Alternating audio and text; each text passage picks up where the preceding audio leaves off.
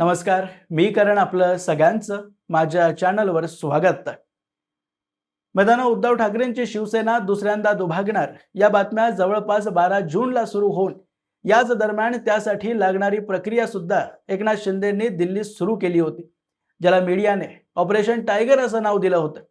जे शिंदेंनी पूर्णत्वालाही नेलं व ज्यांनी फुटलेल्या खासदारांची नावं आम्हाला सांगा, हिम्मत असेल तर त्या खासदारांना महाराष्ट्रात आणूनच दाखवा अशा हुलकावण्या दिल्या.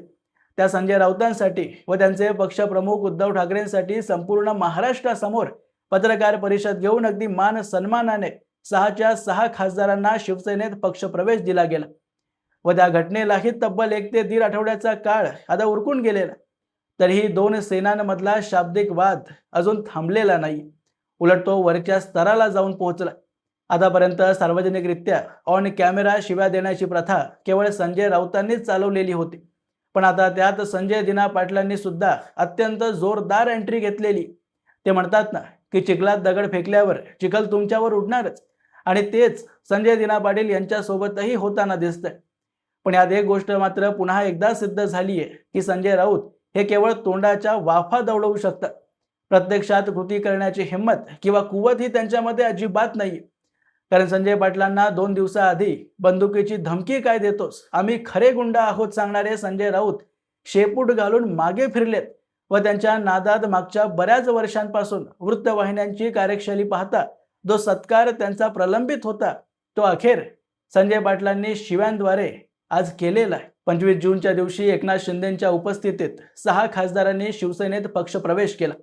या दरम्यान संपूर्ण मराठी मीडियाची नजर ओमराजे निंबाळकरांवर लागलेली होती. पण कोणीही ही अपेक्षा केली नसेल की 2 दिवसांतच राजे निंबाळकरांना सोडून मीडियाचा मुख्य विषय संजय राऊत व संजय दिना पाटील असते. खरं तर या दोघांमधला वाद मराठी माध्यमं जितक्या गंभीरतेने दाखवतायत तितका तो गंभीर नसून अगदी हास्यास्पद आहे. पक्षप्रवेशानंतर पहिल्यांदाच पत्रकारांनी काही प्रश्न विचारण्यासाठी संजय पाटलांना घेरलं आणि पक्ष सोडण्यामागचं कारण त्यांना विचारलं. त्यावर बोलताना संजय पाटील म्हणाले की आता यावर मी काय बोलावं, तुम्ही सर्वांनी पाहिलंच की पक्षाचे नेते भर पत्रकार परिषदेत आम्हाला कसं शिव्या देत होते. असं अजून किती दिवस शिव्या खायचं? कितीतरी वेळा शिव्या देऊ नका म्हणून आम्ही त्यांना सांगितलं, पण पक्षाचे नेते ऐकायला तयारच नाही. शेवटी ज्यांनी मला शिव्या दिल्या त्याने माझ्या घरासमोर येऊन माझी माफी मागावी आणि मी पुन्हा मातोश्रीवर येईन असं सांगितलं होतं, पण कोणीच आलं नाही म्हणून पक्ष सोडावा लागला. कारण यावरून मला कळालं की ताकदवर लोक त्यांना नकोच, त्यांना गुलाम माणसं हवी. आता हे वक्तव्य देताना संजय पाटलांचा रोख स्पष्टपणे संजय राऊतांकडे होता. त्यामुळे पत्रकारांनी दुसऱ्या दिवशी राऊतांना याबद्दल विचारताच त्यांनी संजय पाटलांना अगदी अभद्र भाषेत शिव्या दिल्या, जे मी तुम्हाला बोलूनही दाखवू शकत नाही. त्यावर पुन्हा पत्रकार ब्रेकिंग न्यूजसाठी संजय पाटलांकडे त्यांची प्रतिक्रिया घेण्यासाठी गेले. कारण आजच्या काळात शोध पत्रकारिता कोणाला करायची? दिवसभर फक्त याच्या वक्तव्यावर त्याची प्रतिक्रिया घे आणि त्याच्या वक्तव्यावर याची प्रतिक्रिया घे, एवढंच मराठी वृत्तवाहिन्यांनी पत्रकारितेची व्याख्या बनवून ठेवलेली. आणि अपेक्षेप्रमाणे मीडियाला जो मसाला हवा होता तो संजय पाटलांनी त्यांना दिला सुद्धा. अगदी स्पष्ट शब्दांत त्यांनी राऊतांना म्हटलं की मुंबईतल्या दादांच्या जोरावर आम्हाला धमकी देऊ नका, आम्हाला दादांची गरज पडत नाही. जे करायचंय ते करण्यासाठी आम्ही स्वतः सक्षम आहोत. कृपा करून तुमचं लाईफ इन्शुरन्स जीवन विमा काढून ठेवा, कारण माझ्या नादाला लागलं तर कोणीही सरळ परत जाणार नाही. आलेला एकतर दवाखान्यात जाईल नाहीतर स्मशानात. आता बऱ्याच वर्षांनी संजय निरुपम यांच्यानंतर राऊतांना कोणीतरी त्यांच्याच भाषेत उत्तर दिलं होतं. कारण महाराष्ट्रात सर्व नेत्यांना माहिती आहे की राऊत रोज तोंडाची वाफ दौडत असतात व त्यांच्या नादाला लागून काहीच उपयोग होणार नाही, आणि काही बोलायला गेलो तर चिखल आपल्यावरच उडेल. त्यामुळे त्यांच्यापासून लांब राहिलेलं बरं. या देशात राऊतांचे शब्द केवळ मराठी मीडियाच गंभीरतेने घेते आणि ती यावेळी चूक संजय पाटलांनी केली होती व त्यांचे शब्द ऐकून राऊतांसारखा व्यक्ती शांत बसणार नव्हता. आणि अगदी स्वभावाप्रमाणे त्यांनीही पाटलांवर शब्दांचा पलटवार करत म्हटलं की चल मी तुझ्या नादाला लागतो, बंदुका वगैरे आम्हाला दाखवू नको संजय पाटील. आता नाव घेऊन बोलतोय मी इथेच भांडुपलाय, बंदूक काय दाखवतो? शिवसैनिकांना बंदूक दाखवतो गद्दार माणूस. गद्दारी केलीस ना, 50 कोटी गिळलेत ना, मग गप्प बसायचं, बंदुकीची भाषा करायची नाही. यानंतरही पोट भरलं नाही म्हणून राऊतांनी ट्विटरवर बंदूक पकडलेली स्वतःची फोटो टाकली. कारण संजय पाटलांनी बोललेले शब्द जरा जास्तच राऊतांना जिव्हारी लागले होते. आता अशा धमक्या यापूर्वीही अनेक वेळा राऊतांनी दिल्या, हे काही नवीन नाही.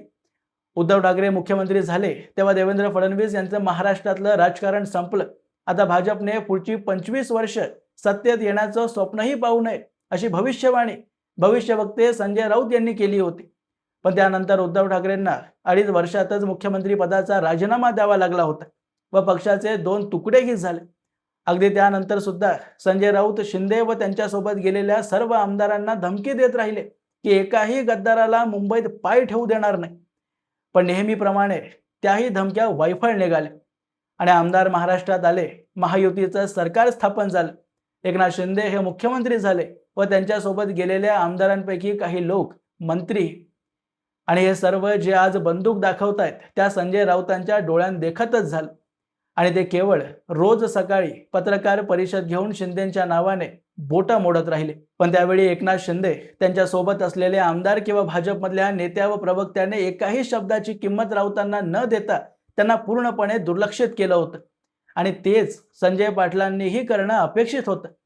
पण ते लाल कपडा दाखवल्याने बैल जसा पळत येतो अगदी तसंच राऊतांकडे पळत सुटले आणि त्यांना आदळले. ज्यात राऊतांचं काहीच नुकसान झालं नाही.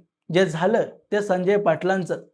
आणि कदाचित त्याबद्दल विचार करत असताना त्यांना आज हे कळालं असेल व या सर्व प्रकरणाला जबाबदार कोण हा प्रश्न त्यांना पडल्यावर याचं उत्तर पत्रकार असं समोर आलं असेल.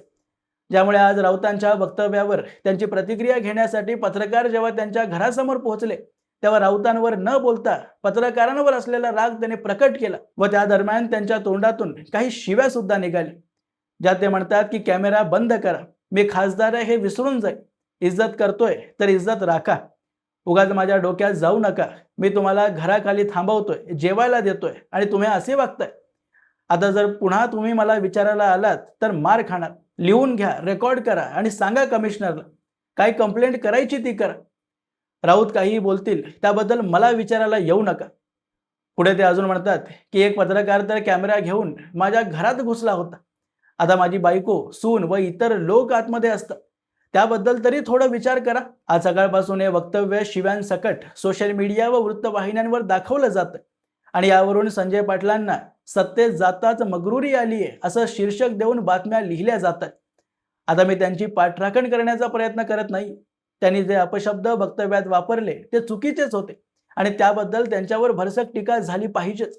पण ती करण्याचा हक्क मराठी मीडियाला अजिबात नाही. कारण हीच मीडिया काही दिवसांपूर्वी संजय राऊतांच्या गलिच्छ भाषेला आक्रमक ठाकरेंची तोफ व हाडांचा शिवसैनिक, शिवसेनेची बाजू धडाडीने मांडणारा कार्यकर्ता अशा उपाध्या देऊन शिव्यांना अलंकृत करत होते. त्यामुळे ज्यांनी शिव्या दिल्याबद्दल राऊतांना जाब विचारला नाही त्यांना संजय पाटलांना देखील विचारण्याचा अधिकार नाही. आणि संजय पाटलांनी जे वक्तव्य दिलंय त्यातल्या शिव्या बाजूला काढल्या तर ते वक्तव्य आजच्या पत्रकारितेवर टीका करणारं होतं आणि त्यातला एक एक शब्द हा 100% बरोबर आहे. हिंसा करण्याचं आवाहन ऑपरेशन तुडवा म्हणत सर्वात आधी संजय राऊतांनी केलं होतं आणि त्याला जशास तसं उत्तर दिल्यावर राऊतांनी मात्र शेपूट आत घातली. दुसऱ्यांना दिसतील तिथे तुडवा सांगणारे आणि आम्ही कोणालाही घाबरत नाही, आम्हाला पोलिसांची गरज नाही असं म्हणणारे संजय राऊत जेव्हा स्वतःवर मैदानात येण्याची पाळी आली तेव्हा लगेच संजय पाटील यांच्यावर कारवाई करा अशी मागणी करणारं पत्र मुंबई पोलीस आयुक्तांना लिहून मोकळे झाले. त्यात संजय पाटील सुद्धा थोडे मूर्ख निघाले. कारण आपण कार्यकर्त्यांसमोर किंवा खासगीत बोलत नसून मीडिया समोर बोलतोय आणि आपण बोललेले शब्द संपूर्ण महाराष्ट्राला ऐकू जात आहेत याची जराही दखल न घेता त्याने वक्तव्य केलं की माझ्या नादाला लागू नका, नाहीतर हॉस्पिटलमध्ये किंवा स्मशानात पाठवीन. मी याआधी 5 लोकांना मारलंय. आणि याच 2 वक्तव्यांचा आधार घेऊन राऊतांनी पोलीस आयुक्तांना पत्र लिहिलंय. कारण राऊतांना कळालं की उद्धव ठाकरेंनंतर कोणीतरी आपल्या शब्दांच्या जाळ्यात पुन्हा फसलाय आणि त्याचा पुरेपूर आपल्याला उपयोग करून घेतला पाहिजे. वरून त्यांची बाजू घ्यायला मराठी माध्यमं तर आहेतच. पत्रकार संघाने देखील संजय पाटलांच्या वक्तव्याचा निषेध केला आणि तुम्ही आम्हाला मारलं जरी तरीही आम्ही प्रश्न विचारणार अशा लांबच्या बाता मारून आपण काहीतरी मोठं पराक्रम गाजवलंय असं दाखवण्याची संधी मराठी वृत्तवाहिन्यांना मिळाली. पण आता ज्या प्रकारे हा वाद पुढे जातोय त्यावरून राजकारणी नाही तर शाळेतली 2 पोरं रस्त्यांवर भांडतायत असं वाटतंय. आणि त्यात मजा अशी असते की मूळ विषय सोडून फक्त एकमेकांची कॉलर पकडून शिव्या देण्याचा कार्यक्रम तिथे सुरू असतो. आणि अगदी तसंच संजय राऊत व संजय पाटील यांच्या निरर्थक भांडणाच्या नादात विधान भवनातले महत्त्वाचे मुद्दे सोडून मराठी माध्यम या दोघांना 24 तास दाखवते, ज्यामुळे फायदा या दोघांना व मराठी माध्यमांना होतोय. कारण नकारात्मकच का होईना, पण या प्रसिद्धीमुळे संजय दिना पाटील हा व्यक्ती कोण आहे हे संपूर्ण देशाला आज कळालं. पण या दुर्दैव फक्त एवढंच आहे की नुकसान महाराष्ट्र व महाराष्ट्राच्या जनतेचं होतं. असोत, याबद्दलची तुमची मतं तुम्ही मला कमेंट बॉक्समध्ये अवश्य लिहून कळवू शकता आणि स्क्रीनवर दिलेल्या नंबरवर योगदान करून या चॅनलला मोठं करण्यासाठी मदत करा आणि अशाच माहितीपूर्ण व्हिडिओज पाहण्यासाठी माझ्या चॅनलला सबस्क्राईब जरूर करा. भेटा पुढच्या व्हिडिओमध्ये. तोपर्यंत जय हिंद, जय महाराष्ट्र.